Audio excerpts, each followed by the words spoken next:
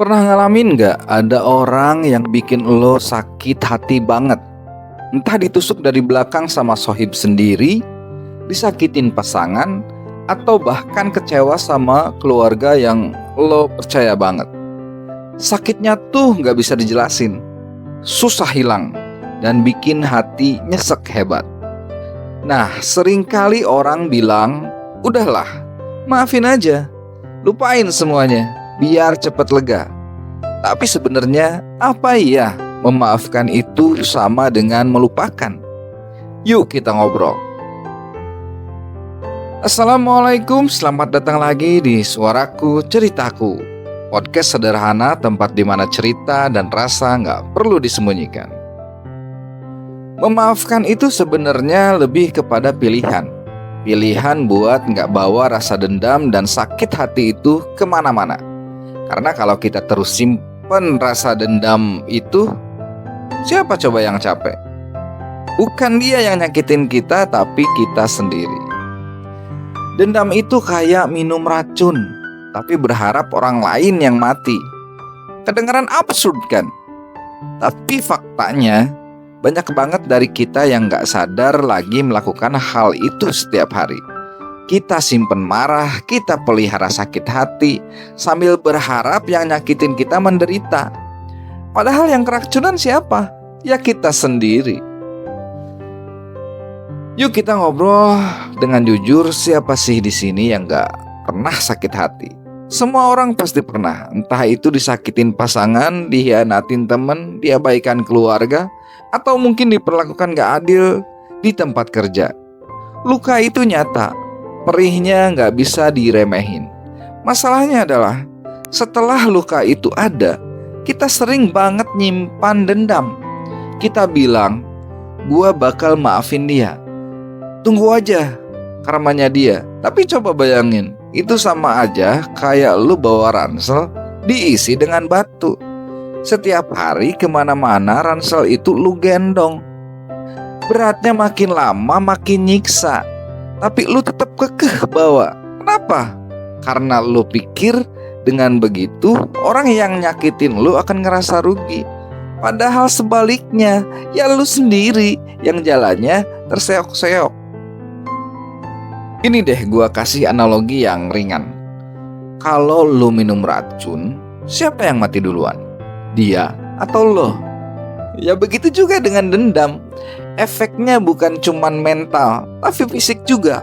Stres yang berkepanjangan, jadi gampang sakit, susah tidur, hati jadi panas terus. Hidup itu rasanya gak pernah tenang. Dan yang lebih parah lagi adalah bisa bikin kita terjebak di masa lalu. Kita ngulang-ulang kejadian itu di kepala secara terus-menerus kayak kaset rusak.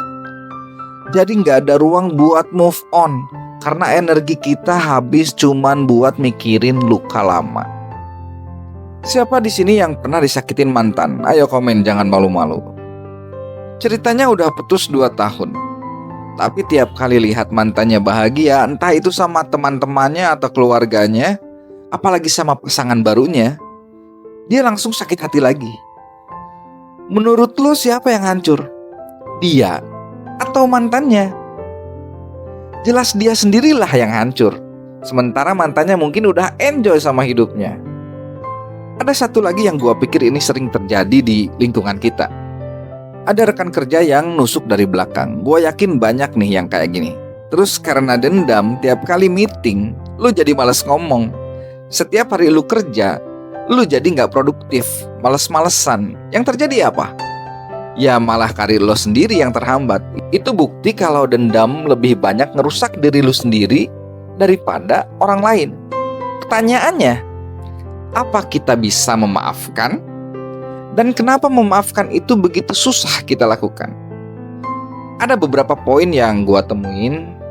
Pertama, karena kita pengen keadilan. Rasanya gak rela aja kalau yang nyakitin kita itu gak dapet balasan yang setimpal. Yang keduanya, karena marah itu bikin kita ngerasa kuat. Kita merasa gue gak akan kalah, gue harus tahan. Masa gue kalah sama dia?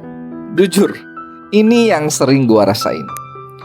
Yang terakhir, karena kita kebanyakan mikir kalau memaafkan itu sama aja kayak kita membenarkan kesalahannya.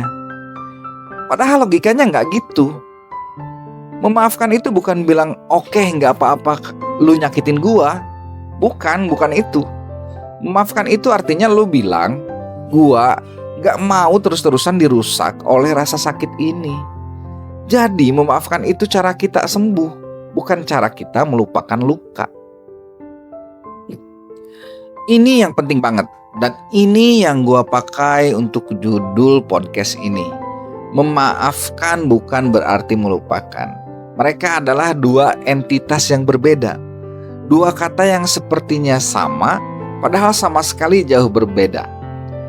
Jadi gini, kalau melupakan artinya lu gak inget lagi kejadian itu.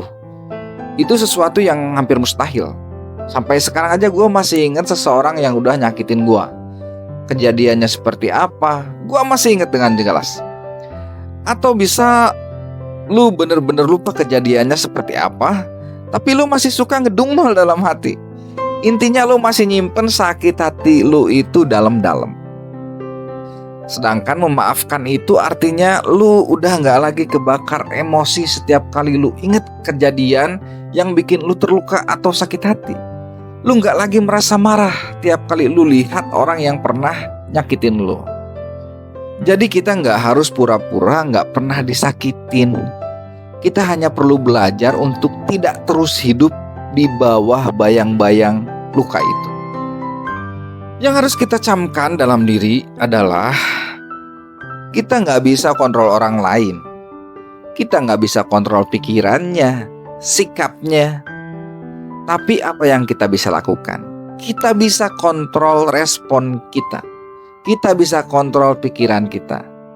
Lu mau terus nyimpen dendam atau mau pilih untuk memaafkan dan jadi lebih bebas, lebih tenang? Memaafkan itu bukan berarti kita lupa ya. Bukan berarti kita ngebenerin kesalahan orang lain.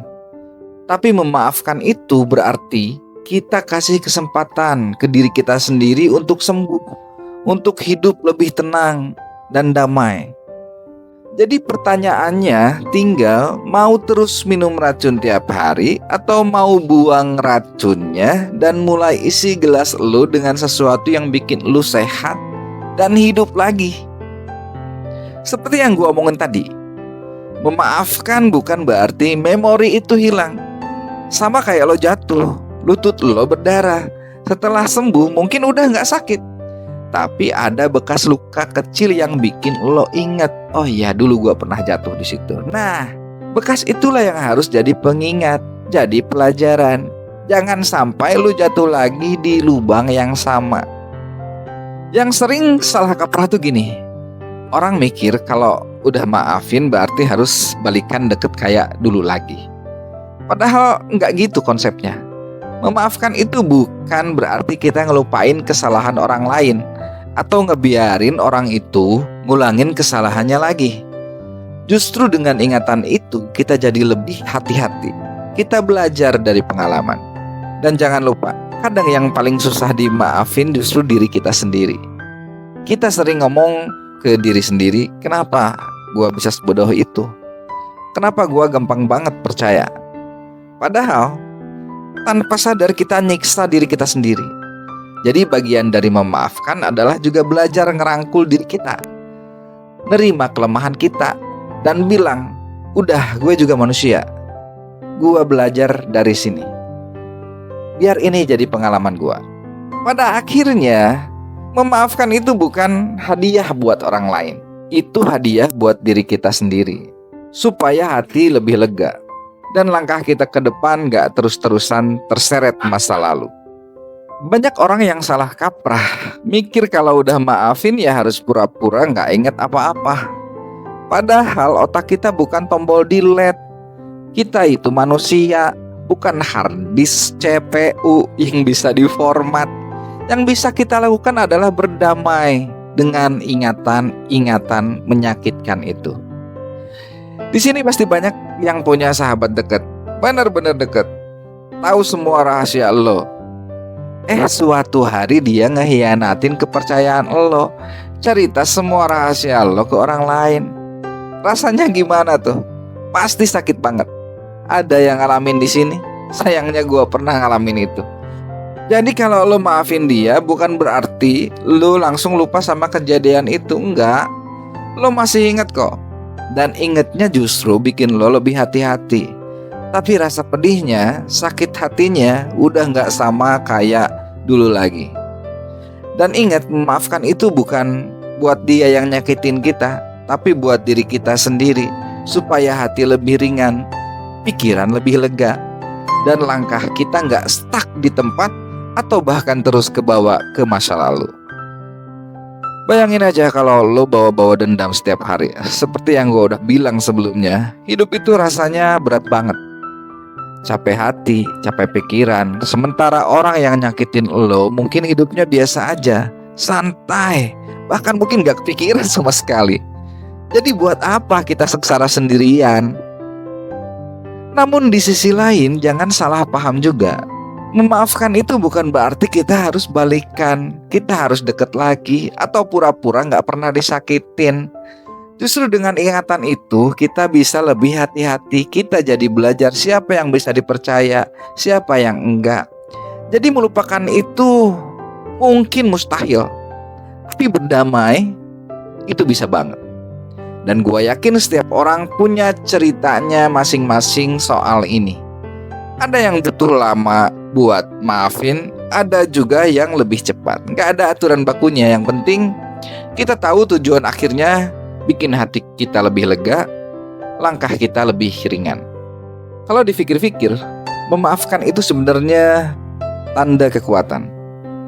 Orang yang bisa maafin itu bukan orang yang lemah, justru orang yang kuat, karena dia bisa ngendaliin hatinya.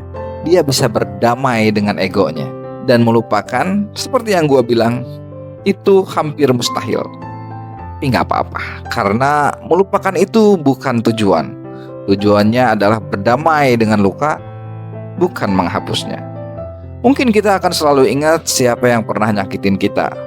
Tapi bayangin kalau setiap kali ingat itu, kita udah gak lagi merasa marah atau dendam. Kita bisa bilang, ya udah, itu masa lalu. Sekarang gue baik-baik aja. Nah, disitulah letak kekuatan memaafkan itu. Jadi ingat ya, memaafkan bukan berarti melupakan. Melupakan itu di luar kendali kita. Tapi memaafkan itu adalah sebuah pilihan. Dan pilihan itu kalau kita ambil bisa bikin hati jauh lebih tenang dan damai. Hidup ini terlalu singkat buat diisi dengan dendam yang gak berguna. Luka mungkin ninggalin bekas, tapi jangan biarkan bekas itu nahan kita buat maju. Karena kadang maafin orang lain itu sebenarnya cara terbaik buat nolong diri kita sendiri. Gua Adam, sampai jumpa lagi di episode berikutnya. Ini suaraku, ceritaku.